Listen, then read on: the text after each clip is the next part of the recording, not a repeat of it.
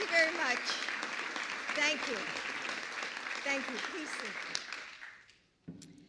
Gosh, so many friends here. It's so nice to see all of you.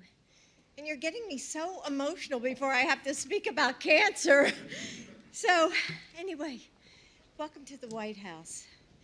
And, certain words have the power to make time stop. Malignant, aggressive, terminal, cancer. Like a spell, they still the air around us. Frozen in place, we feel the world we knew slipping away. In the span of a breath, 1,000 questions fill our minds. What can I do? How do I tell people? Why did this happen? And when the hands of the clock begin to move once again, we are not the person we once were, but someone changed. A mother imagining all of the things she might not be there to teach her daughters. A husband wondering how he will juggle chemotherapy appointments with work and childcare. A son trying to be strong for the parents who could outlive him. It's not just patients. Cancer changes everyone it touches, and in some ways, it touches us all. For Joe and me, it has stolen our joy. It left us broken in our grief. But through that pain, we found purpose, strengthening our fortitude for this fight to end cancer as we know it.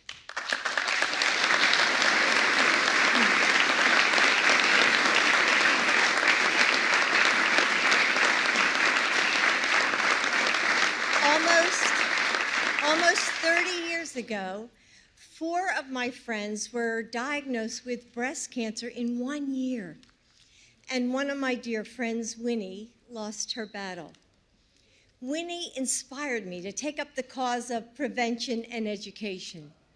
And since then, I've seen the darkness of this disease: financial devastation, confusion over care, and far too many families mourning loved ones. Yet, I've also seen hope.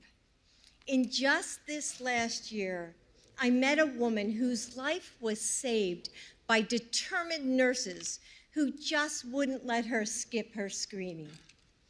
I met a doctor who was inspired to become a cancer researcher because she survived her own diagnosis as a child.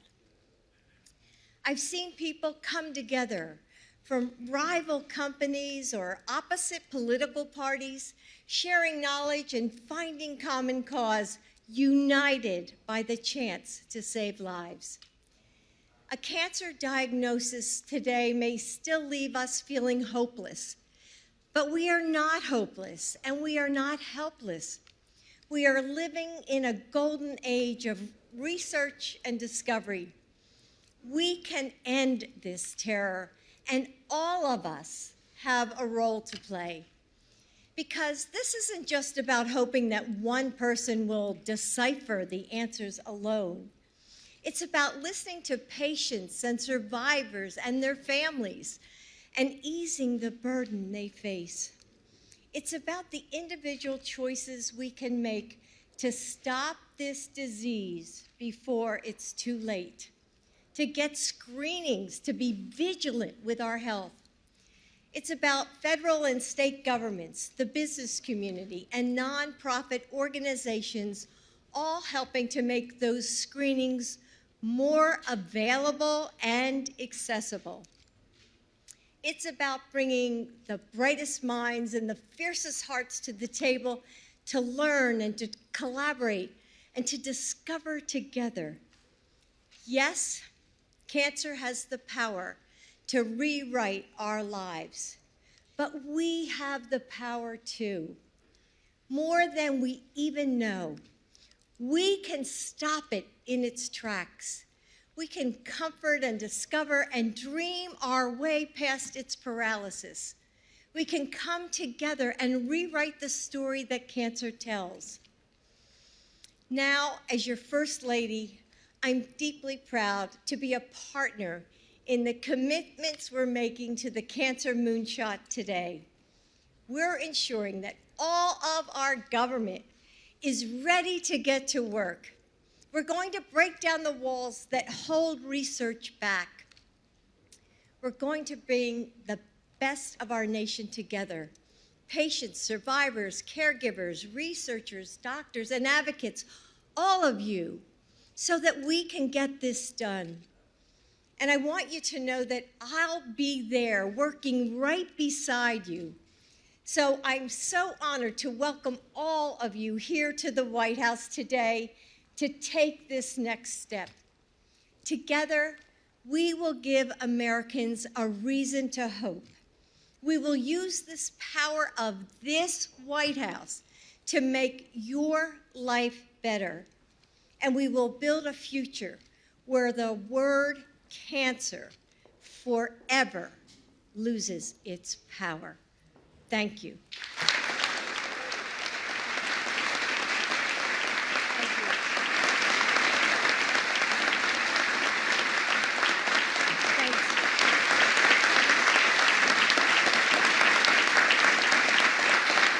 Now, it's my pleasure to welcome our next speaker.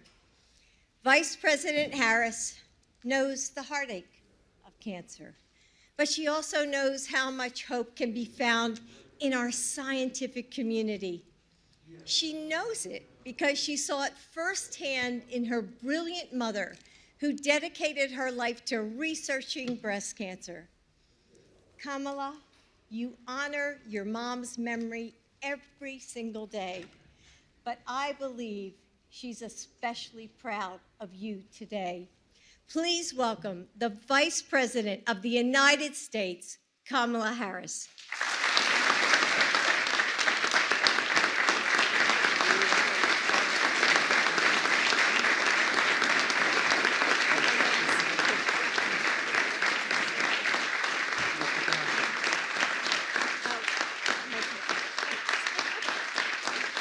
Dr. Jill Biden.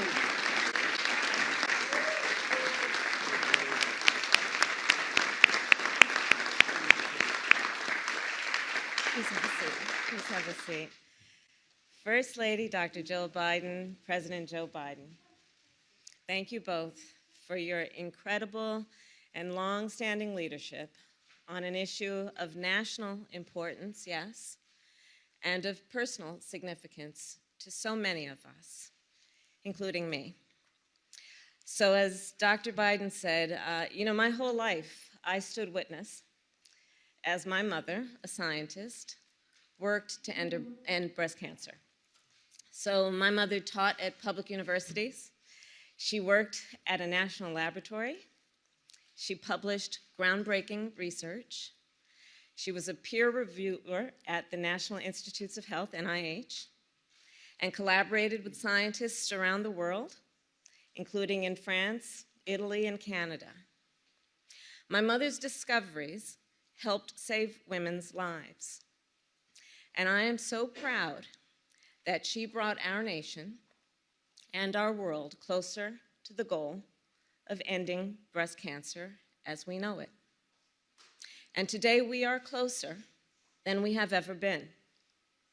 Since the turn of the century, we have made significant breakthroughs. We have learned so much about therapeutics and diagnostics, about public health and patient care. More people are surviving cancer. More people are enduring cancer after being diagnosed than ever before. And the death rate for cancer has fallen by about 25% over the past 20 years. In a moment, our president will lay out the new goals, ambitious goals, achievable goals for our nation to end cancer as we know it. These goals are not abstract. and they will transform lives. They will improve lives, and they will save lives. So I said at the outset that this is an issue of personal significance to so many and for me. You see, after a lifetime working to end cancer, cancer ended my mother's life. I will never forget the day that she sat my sister and me down and told us she had been diagnosed with colon cancer. It was one of the worst days of my life. And an experience that sadly, millions and millions of people in our country have had. My mother was a fighter, all 5 feet of her. You would have thought she was 7 feet, but she was only 5. And as I cared for her during those many months, I watched her courageous fight. But after countless rounds of chemo, her body gave out. She was transferred from the hospital to hospice. And in fact, one of the last questions she asked the hospice nurse was, "Are my daughters going to be okay?" I miss my mother every day, and I carry her memory with me wherever I go. When President Biden launched his Cancer Moonshot 5 years ago, I of course thought of my mother. We may not have ended cancer as we know it, not then, but there is still so much work to do, and we are so much closer. The President's Cancer Moonshot demonstrates who he, our president, is. Because as you all know, out of his personal pain, he launched an initiative, this initiative, that will help countless lives, the lives of people he may never meet. This initiative also demonstrates who we are as a nation. In America, we not only dream, we do. We not only see what can be, we see where we can go in a way that when we reach for the moon, we plant our flag on it. So it is now my honor to introduce another leader who for many years has worked tirelessly in the lab and the clinic in that spirit. From Emory University School of Medicine, Dr. Ajay Andam. Thank you.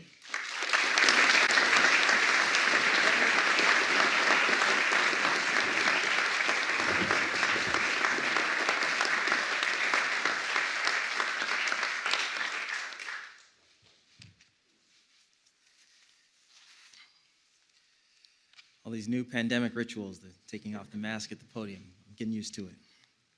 Thank you, Vice President Harris.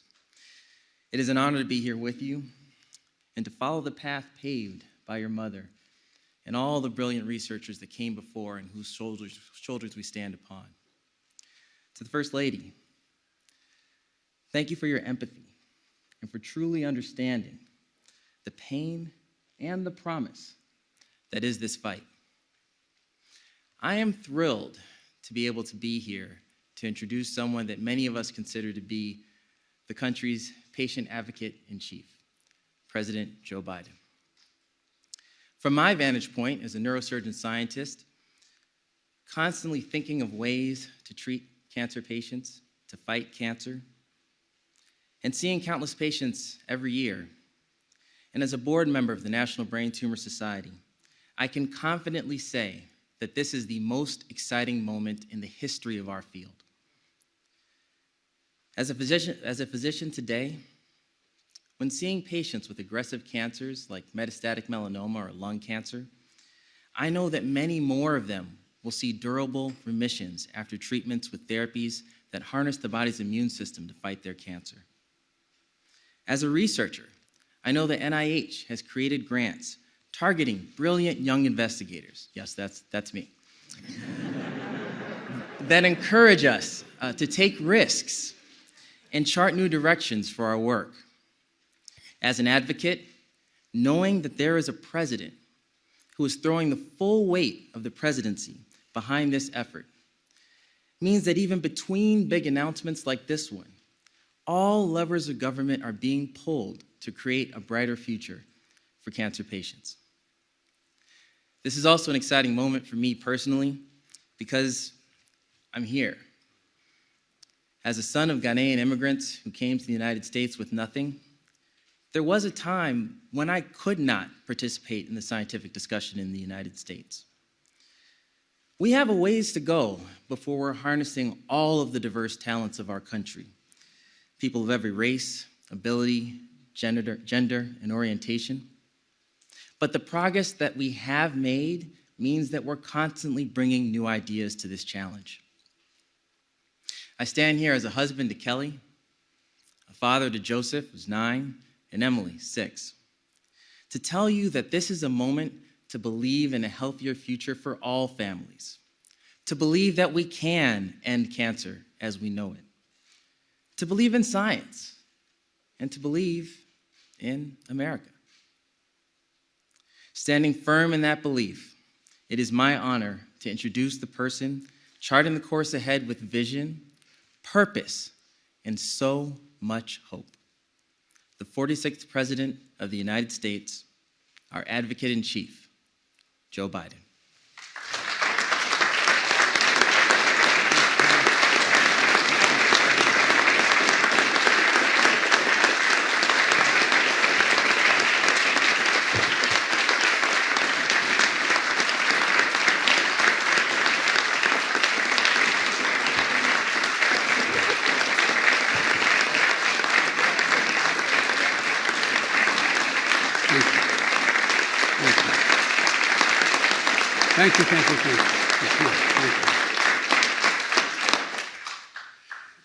Thank you. Thank you. I'm Joe Biden, Jill Biden's husband. I want to thank you, Doctor, for that introduction. But I want to thank you more for all the effort you put in to change, save, alter people's lives, and your dedication to it.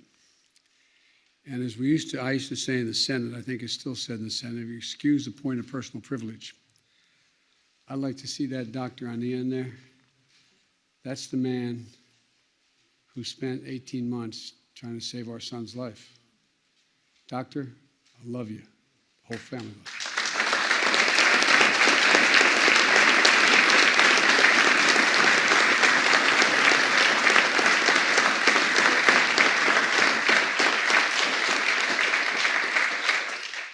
Folks, the doctor's optimism and fearlessness embodies what our Cancer Moonshot is all about. And of course, I want to thank Jill and Kamala and Doug. They just shared how personal it is for them and our families. And like so many of you, every one of you have a story. Every one of you have a story. And our message today is this: we can do this. I promise you, we can do this. For all those we lost, for all those we miss, we can end cancer as we know it. I committed to this fight when I was vice president. It's one of the reasons why, quite frankly, I ran for president. But let there be no doubt, now that I am president, this is a presidential White House priority, period.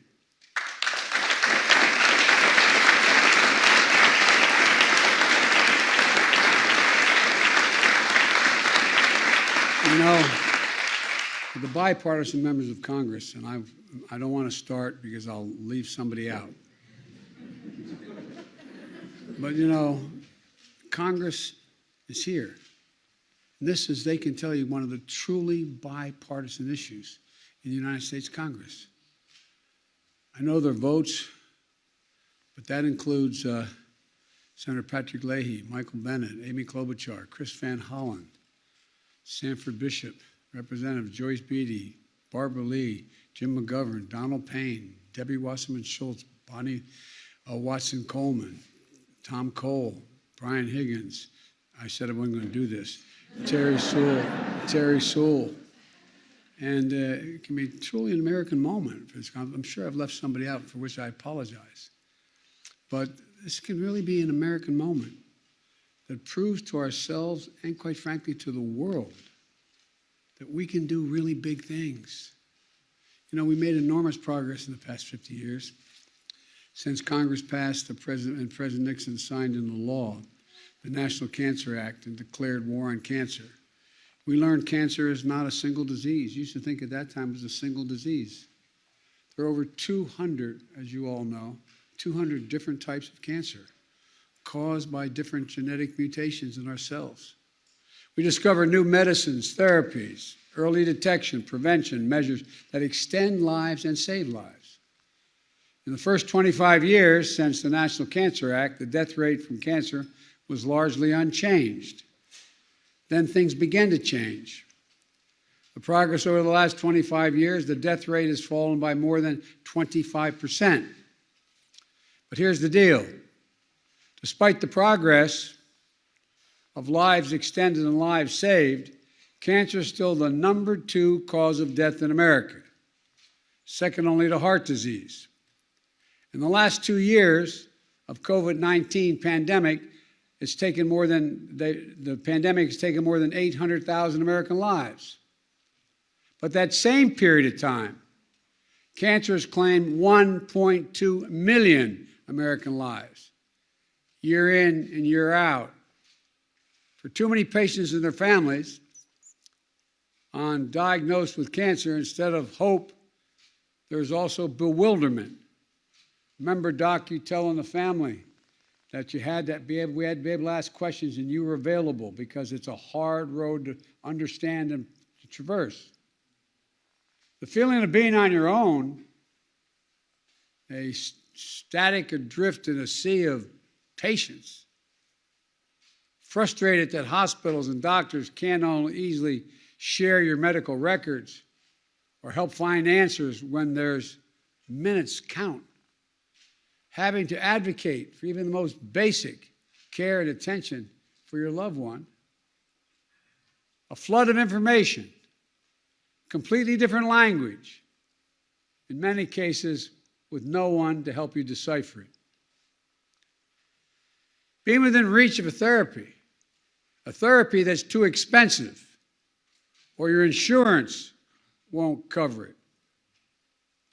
Despite all the progress, there's still a sense of powerlessness, guilt that maybe you're not doing enough because you don't know enough, and fear.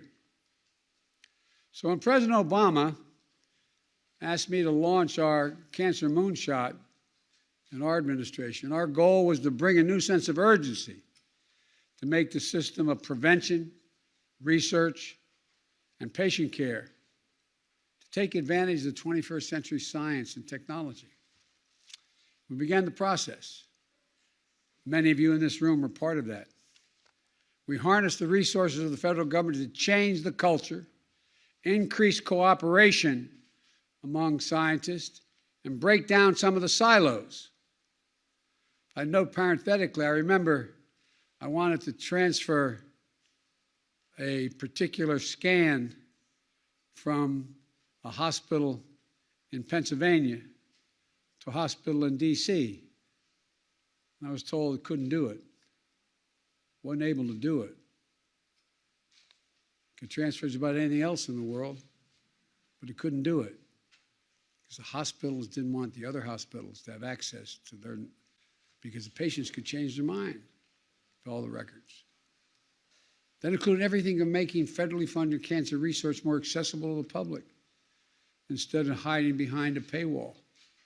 We launched trials.cancer.gov so everyone can look up cancer clinical trials across the country and around the world. I travel the country, bringing together leaders of healthcare, technology, education, business, and technology. I visited most of the major cancer centers literally in the world, met with heads of state in those countries, and decided how we could work together to try to make progress. I remember a particularly good meeting in Australia. One of the final pieces of legislation that President Obama signed into law was the bipartisan 21st Century Cures Act, with the help of members of Congress, particularly, I don't know, is Fred Upton here? Fred, are you here? Well, Fred Upton was part of it, and Diane DeGette in the House. It streamlined the Food and Drug Administration, FDA, so that new cancer treatments can be evaluated faster. It provided 7 years of new funding, including research on cancer disparities, trial networks to discover new drugs and new efforts for childhood cancer. As President of the Senate, I presided over the overwhelming vote after the election had already taken place, the presidential election, when everything is supposed to come to a screeching halt, a bipartisan vote to fund over $6 billion. And I watched my friend, and he is my friend, we disagree a lot, Mitch McConnell, stand there and ask unanimous consent to name the cancer provisions after our son, Bo. Cancer Moonshot brought the country and the world closer together on this issue. And when we left office, Jill and I knew we had to keep it going. So we took, and a lot of you, we had 5 Nobel laureates and others who were involved.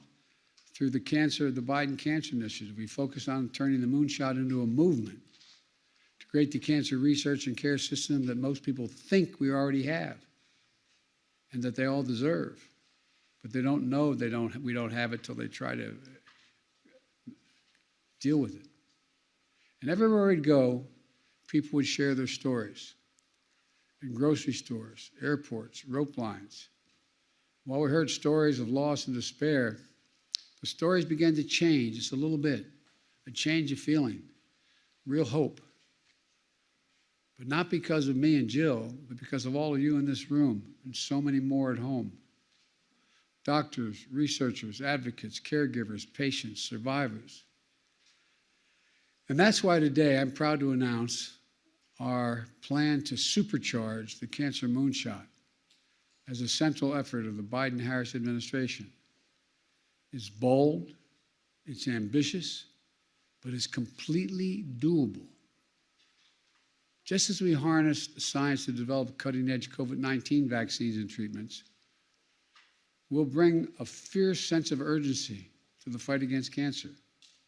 The goal is to cut the cancer death rate in half in the next 25 years, at least by 50%, and to turn more cancers from death sentences into chronic diseases that people can live with, to create a more supportive experience for patients and their families, and by doing these things and more, to end cancer as we know it.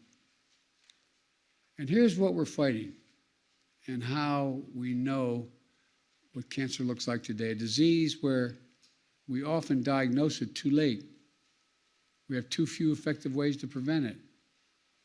The stark inequities based on race, disparity, zip code, sexual orientation, gender identity, and other factors still persist. And we know too little about why treatments work in some patients in that same patient with the exact same diagnosed cancer, it doesn't work in that patient.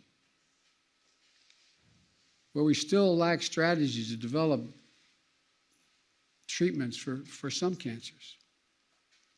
Where we don't do enough to help patients and their families navigate through the process. We don't learn enough from patients' experiences or their data. In fact, when we first started this work, one of the first things we did was make sure that doctors and researchers work together, share information, allow patients to share their data with other doctors and researchers to help others. But there's so much more to do. I remember we were going through this in the Moonshot, and my saying that I was told, oh, well, patients don't want to share their data. They all want to share their data. Sometimes y'all don't want to share what you know. And for each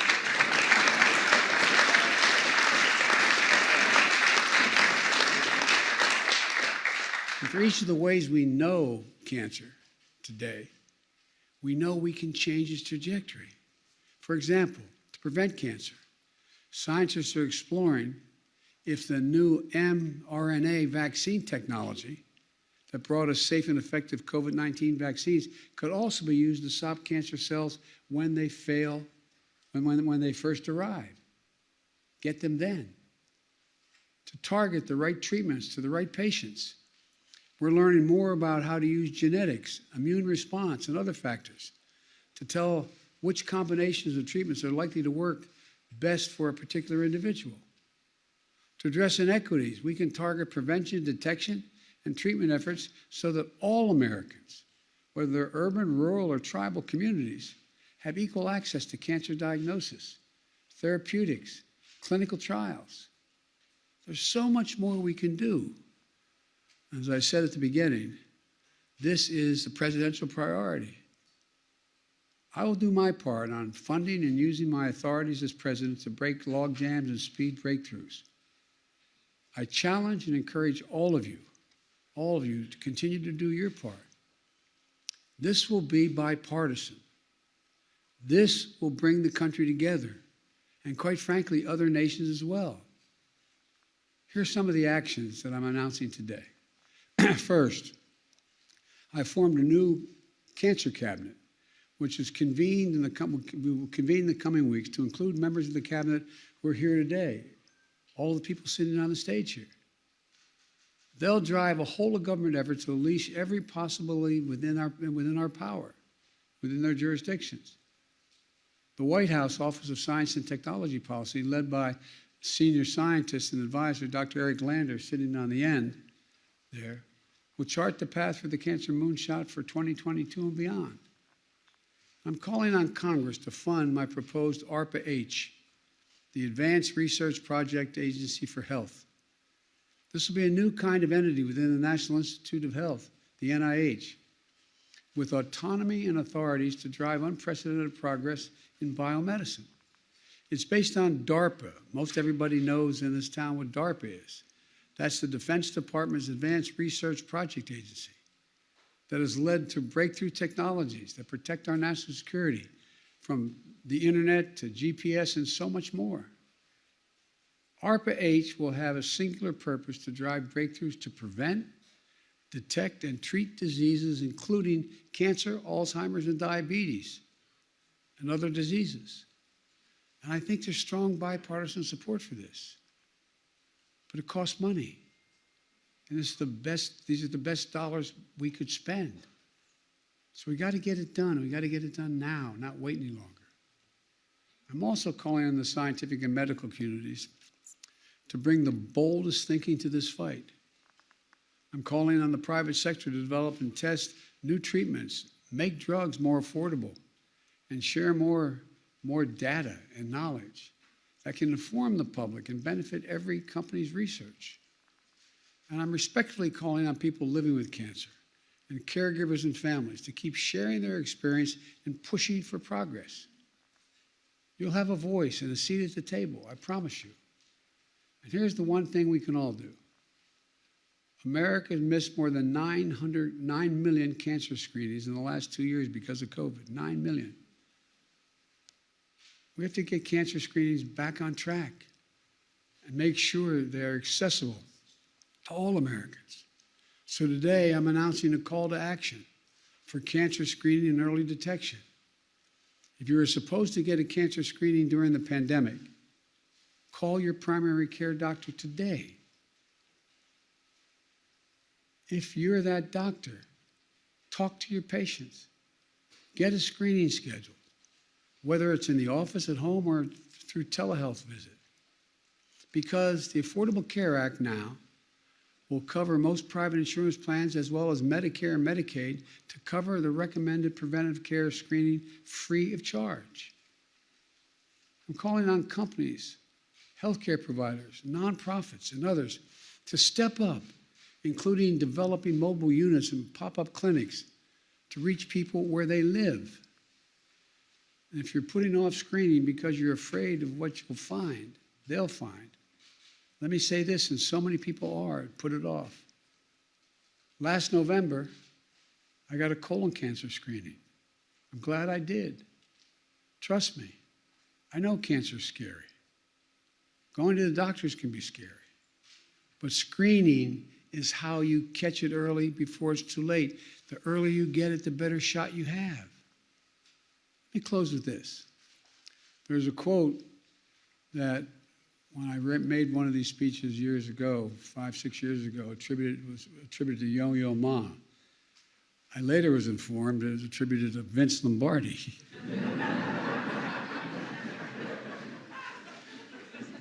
But whoever the hell gave the quote, it makes sense. Here's the quote. Practice makes permanent. Only perfect practice makes perfect. My challenge to everyone involved in this fight against cancer, take a hard look at your practice. Ask yourself if you're practicing perfectly. Or am I practicing to make the old way permanent? Old practices that created data silos, minimized the role of patients, fostered the wrong kind of competition instead of the right kind of collaboration. I know we can get this right. I'm positive we can. By not losing sight of the ultimate goal, the patient's health. And by not losing sight of something else, I also believe. America is a single place on earth, single country that can be defined, as I told Xi Jinping, by one word: possibilities. Possibilities. When we work together in America, there is nothing beyond our capacity. Nothing. So let's show the world what's possible. Let's show the world that we're committed. Let's show that we can do big things. That in the United States of America, when we work together, there's nothing beyond our grasp. I mean, nothing beyond our grasp. And I know of nothing, as I think my colleagues would say, that's more bipartisan than take on this fight and fundamentally change cancer as we know it. It's a mission that can truly unify the nation. It shows us at our best working together and rather than working against one another.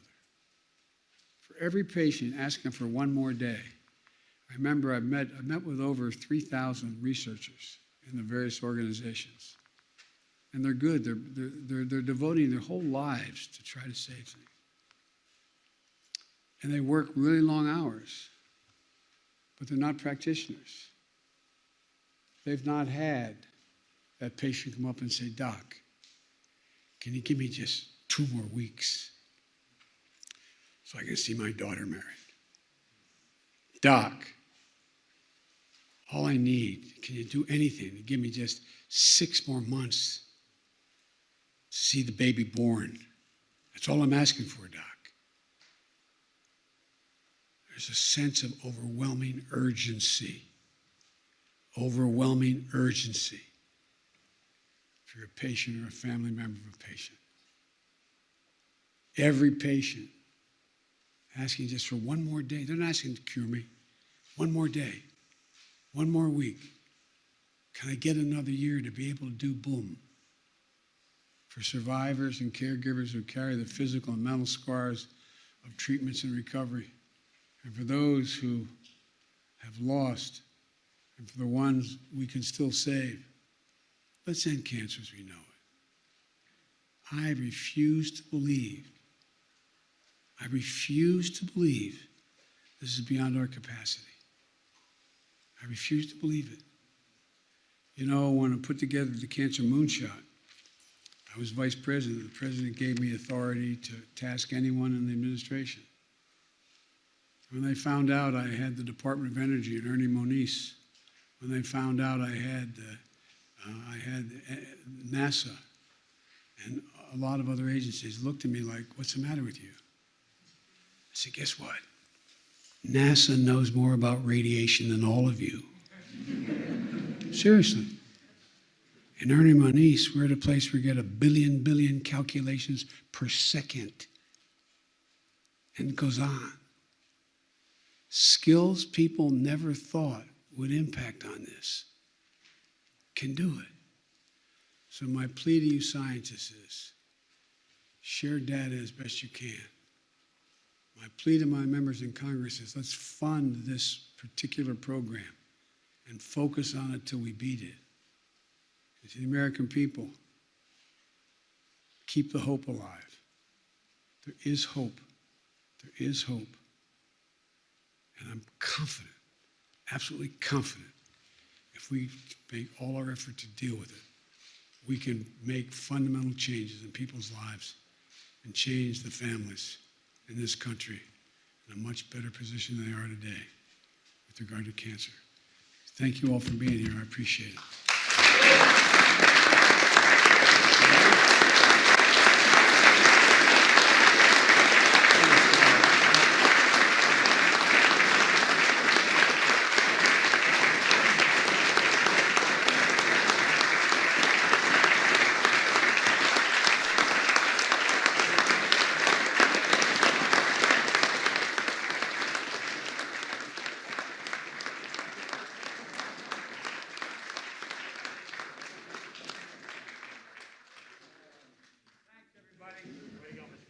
Every time I walk out of my Grandpa Finnegan's house in Scranton, he yelled, "Joey, keep the faith." And my grandmother would yell, "No, Joey, spread it.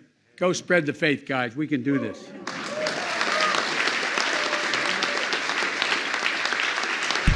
Ladies and gentlemen, please remain in your seats as the President, First Lady, the Vice President, and Second Gentleman depart the East Room. Thank you.